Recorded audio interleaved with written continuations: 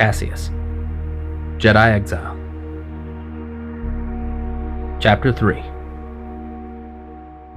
Over the next 5 days, Cassius' routine was the same. Get up, eat breakfast, help Sabo bring in the crops, collect them in crates, feed the animals, fix up the house. As tedious as the work was, he had to admit, it was good to have some structure back in his life. A set of routine things to keep him busy. In his downtime, he tried to keep himself occupied by tinkering with the mechanisms in his arm, or by listening to ongoings in the galaxy on the radio. Mostly unimportant things. Stalemates in the Senate, blocked shipping routes. Nothing that gave him any hope, or filled him with fear. As he loaded crates of produce, Sabo pulled up alongside him in an old run-down speeder with a small cargo transport on the back. Here, load a few of those onto the back and we'll take 'em into town. They should fetch a decent profit. How far out is the town? A few miles north of here. You sure it's safe there? Absolutely. Worst thing we might come across is Zolan and his boys, but you've proven yourself to be more than a match for them. Just keep a low profile. Cassius nodded and loaded the last of the crates into the back, and affixed an old poncho over his tunic before hopping into the seat next to Harbo, as they slowly accelerated into the fields. Soon, they came over a hill, and Cassius saw the town. The same one he'd seen in his dream. His eyes widened as they came closer. You all right, boy? Yeah, I'm fine. Once we set up shop, leave the selling to me. You go grab a drink or a bite to eat at the tavern. You sure you won't need any backup in case those thugs show up? Oh, they won't cause any trouble in the market. This town doesn't exactly care for Zolan's type. The speeder came to a stop in the street as Harbo put on a sun hat and set up a chair and table where he loaded up their wares. Meet me back here in 3 hours. If you find anything good while browsing the market, help yourself. It's on me. Thanks. Cassius looked around at the town. It almost reminded him of the village they went to on Nal Hutta, but a lot cleaner, and definitely less smelly. As he walked through the marketplace, he saw a short, pudgy man selling what the sign called Rare Collectibles. Walking over, Cassius browsed what he had for sale. None of the items were particularly rare, except for what looked like a few old trinkets, one of which was a small blue cube made of wood and metal. Cassius picked it up and looked at it carefully. You've got a good eye, friend. That there's an authentic Jedi artifact. Jedi? Really? Yep. My guess is it was some kind of force projectile that they could send at their enemies. Cassius had to stifle a small chuckle. I don't think so. This is just a toy. Most likely given to young Jedi children to help hone their abilities. The man raised an eyebrow. Ooh, an expert are we? And how would you know more about it than me? You a Jedi? No. Just a traveler. But I've studied a fair bit about the Jedi. Sad what happened to them. Yeah. Good riddance, I say. Galaxy's better off without 'em. That war they started brought nothing but trouble. Cassius glared slightly. The Jedi didn't start the Clone Wars. But we shouldn't have been involved at all. The man got closer and raised an eyebrow. What do you mean, we? Cassius' heart skipped a beat as he thought of a quick excuse. I mean, the Republic. I came to Dantooine from Coruscant. My dad worked in the Senate. He would tell me everything the Republic was doing wrong. How they weren't doing enough to help. The Jedi certainly didn't make things any better. The war never should have happened. The man scratched his flabby chin and nodded. I know what you mean. Lost my brother to the war. Caught in the crossfire on a trip to Ryloth. If it makes you feel any better, I lost people too. How much do you want for this?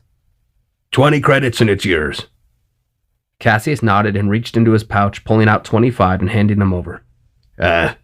You gave me more. Keep it. I'm sorry about your brother. The man nodded as Cassius put the toy into his pocket and continued walking through the market. Cassius? Cassius looked around and saw Kala sitting by a stand with Liara toddling on her feet with a toy in her hand. Kala, hi. Selling things here too? It's a living. What are you doing here in town? I'm just browsing some wares and picking up a few things before I leave tomorrow. You should really think about staying a bit longer. Sabo's a tough old fossil, but he's slowing down a bit in his age. He could really use the help. I don't know if I can do that. I don't belong in a place like this. Kala raised an eyebrow and crossed her arms. What's so wrong with this place? I didn't mean it that way. I've been through a lot since the war. I lost some people close to me, and I just feel I'd be better living off alone. Kala smiled softly and turned to her assistant.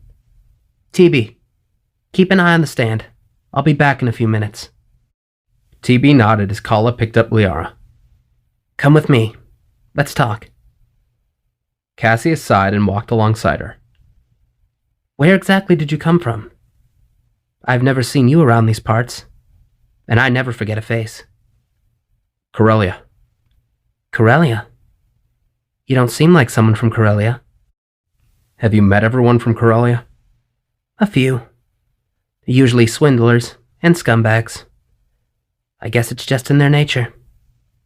What exactly did you do before you came here? It's not important. Why so secretive? Cassius smiled. Guess it's just in my nature. Kala scoffed slightly. What about you? Were you born here? No, I was born on Alderaan. We moved out to Dantooine when I was 2. I've never been to Alderaan. I've heard it's beautiful out there. Why move here? Dad didn't like the constant fighting over politics. Just got too much. He wanted to raise us away from all of that. Died a few years back. Now it's just me, my brother, and Liara here. What's it like having a child? Why so interested? Cassius looked at Liara and backed down. I was in a relationship. It was serious. We wanted to move out here and start a family. She died almost 2 years ago. I keep thinking about what could have been if things had gone differently. Kala hoisted Liara to her shoulders as she laughed and tried to grab a small insect flying over her head. Well, it's not always easy. Kids are a constant handful. But the reward is always worth it. Reward? No matter what, they look up to you. They love you unconditionally. And they find the funniest ways of changing your outlook on humanity. Cassius looked at Liara, who smiled and waved. What happened to her father? Kala's gaze suddenly went cold. Her father was complicated. A good man, but he's gone now. What happened to him? I'm not really comfortable sharing that. Okay. We should head back to the market. Liara suddenly started crying as Kala held her. Oh, sweetie, what's wrong? Kala saw her hands were empty. Oh, she lost her toy. Cassius looked around and didn't see it anywhere. It's okay, honey, we'll get you a new one. Cassius reached into his pocket and pulled out the little cube he had gotten from the vendor.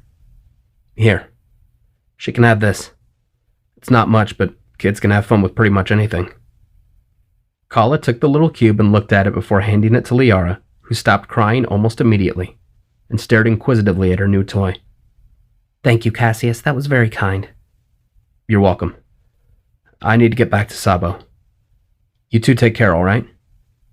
Kala nodded and waved as Cassius walked back into the market and found Sabo selling off the last of the Zakavas. What did I tell you, Cassius? We made good money and managed to sell off all our goods in a few hours. That's great, Sabo. Listen, I know I'm leaving tomorrow, but I've really appreciated you helping me out. Sabo smiled. I'll be sad to see you go. But if you find yourself in the area, you're welcome to stay. Thank you. Now let's load up here and head back to the farm. Caseus helped Sabo load the empty crates as they hopped into the speeder. As they turned to leave, Caseus took a look back at Kala and smiled. He almost regretted having to leave.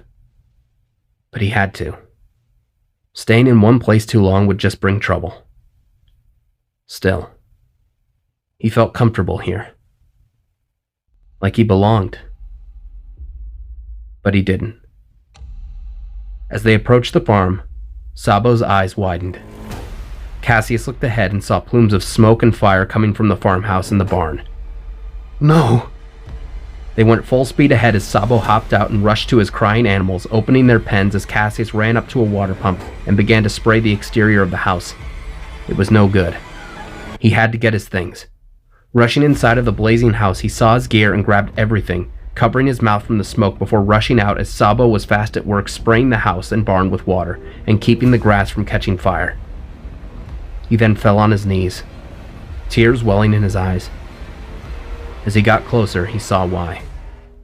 In the grass, lying dead, was Sabo's father, a blaster wound in her head. Donna.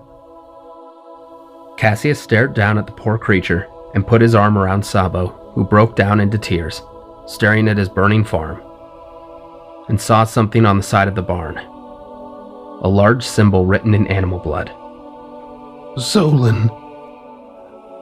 Caseus' eyes narrowed as a few speeders showed up, carrying villagers from the town who all worked fast with Caseus to help put out the fires, while Kala sat with a grieving Sabo. After the fires were put out, Caseus stepped inside. The damage was awful. This was low. To burn down a man's home and kill his creatures. And all for money. Stepping outside, Caseus looked at Sabo and Kala. Kala, I have to speak with you. Kala nodded and walked to Caseus. Who could have done this? Zolan. They wanted money, and he said no. After I got involved... What can we do? Caseus looked out in the field. Do you know where I can find them? Caseus, no. Zolan and his men mean business. You can't Kala. I've dealt with people like this before. If you know where I can find them, tell me now. Or they'll come back. Kala looked to Sabo and back to Caseus. They have a hideout in an abandoned weather station 10 miles southeast. Caseus, are you sure about this? We can get a group together. No. They had their chance to leave Sabo alone. They've overstepped. Now they need to be stopped. What are you going to do? Caseus looked into her eyes. What needs to be done? Caseus went aside, away from view, and attached his lightsaber to his belt, and grabbed Sabo's rifle before speeding off southeast to confront these lowlifes.